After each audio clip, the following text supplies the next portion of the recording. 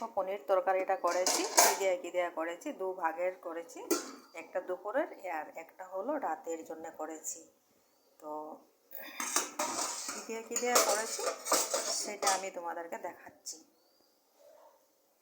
এটা হলো রাতের জন্য, রাতে এত খাওয়ার কোনো ঝামেলা নেই, তাই এটা রাতের জন্য। আর এইটা হলো এখনের জন্যে।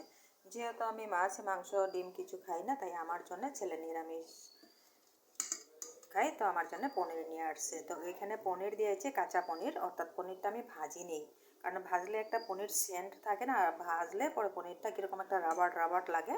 কারণ যেহেতু হাতের দুধের ছানা না, পনির না, তো একটু তো ডিফারেন্স থাকবেই। তো আমি এখানে কী দিয়ে করেছি পনিরটা, সেটা আমি তোমাদের সাথে শেয়ার করছি। এখানে দিয়েছি ছোটো ছোটো মূলো, ফুলকপি আর ঘি কচু, একটা হলো আলু, আর একটা হলো কাঁচকলা, টমেটো আর লোকাল ধনিয়া পাতা দিয়া আমি এই তরকারিটা করেছি।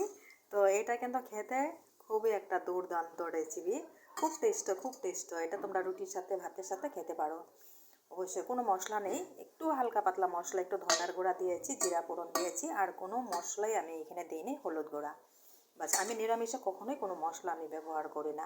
তো back to my YouTube channel Hena kitchen মানে সহজ রেসিপি। যদি আমার রেসিপি তোমাদের কাছে একটু ভালো লাগে, তো প্লিজ পাশে থাকা বেল আইকনটা একটু প্রেস করে দিবে, আর ভালো লাগলে একটা লাইক কমেন্ট শেয়ার করে দিবে।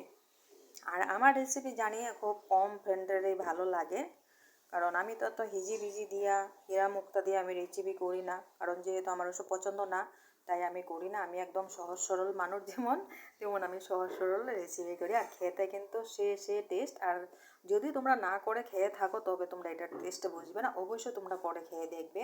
আর ফুল ভিডিওটা আমি করতে পারি না, এই জন্যে আমার মোবাইলটা ভীষণ খারাপ।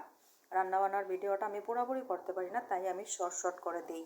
কারণ মোবাইলটা এত দামি না, কম দামি মোবাইল, মানে এত লোড নেয় না, খালি হ্যাং মারে।